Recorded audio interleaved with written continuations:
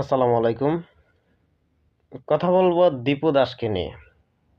Recent যে দীপু দাসকে পুড়িয়ে মেরে ফেলা হয়েছে, এই বিষয় নিয়ে একটা কথা বলবো।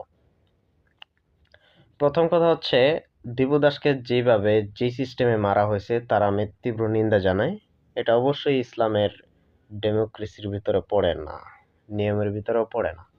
ঠিক আছে, একজন মানুষ যখন অপরাধ করে, ইসলামের অনেক বিষয় আছে যে যেরকম তার নির্দোষ প্রমাণ করার একটা সুযোগ থাকে, যে আমি ওটা বলি নাই বা বলছি, কি কারণে বলছি না বলছি সবকিছু যাচাই বাছাই করার পরে তারপর তার বিচার হবে অবশ্যই।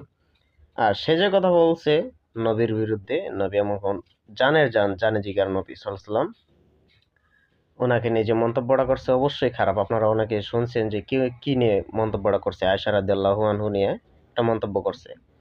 এরপর আরেকটা বিষয় নিয়ে ও তুলছে, যেমন হচ্ছে যে হিন্দু আর মুসলমান, ওরা ওই হিন্দু, ওই ছেলেটা তো হিন্দু, সে বলছে যে মুসলমানের মাঝে অনেক কুসংস্কার আছে।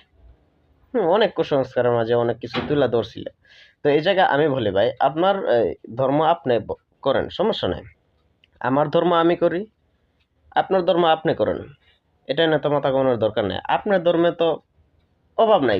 কুসংস্কারের যদি কোনো ওই বড় কোনো ধর্ম থাকে, তাহলে আমি বলবো একমাত্র হিন্দু ধর্ম আছে। এটার মাঝে যে পরিমাণের কুসংস্কার, পৃথিবীতে আর কোনো ধর্মের মাঝে তো কুসংস্কার নাই। তো সেই হিসাবে আপনি আমার ধর্মরে বলছেন যে কুসংস্কারের ভরা। তো সেই জায়গা থেকে আমি বলবো কি, যে আপনারটা আপনি করেন, আমারটা আমি করি। এসব নিয়ে বাড়াবাড়ি করার কোনো দরকার নেই। আপনার ধর্ম আপনার কাছে অনেক বড় কিছু, আমার কাছে আমার ধর্ম অনেক বড় কিছু।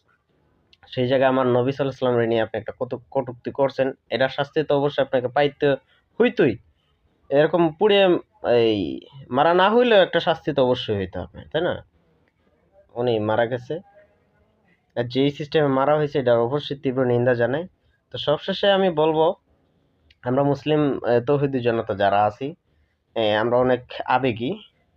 যেভাবে ইচ্ছা সেইভাবেই আমরা চিন্তা ভাবনা করি। আমাদের যা শেখানো হচ্ছে, শেখানো হচ্ছে একটা, আর করছে আর একটা। আর অনেকে আছেন, অনেক হুজুরাই আছেন, যেমন এই এই জিনিসগুলো অনেক স্লোলি মানুষের ভিতরে ঢোকাচ্ছেন, যে এইভাবে মাইরা ফেলাতে হবে, এইভাবে করতে হবে। হ্যাঁ, অবশ্যই নবীর বিরুদ্ধে যারা কথা বলবে তার বিরুদ্ধে আমরা কঠোরভাবে এটার বিরোধিতা করবো অবশ্যই। তার বিচার চাইবো অবশ্যই, তাই না?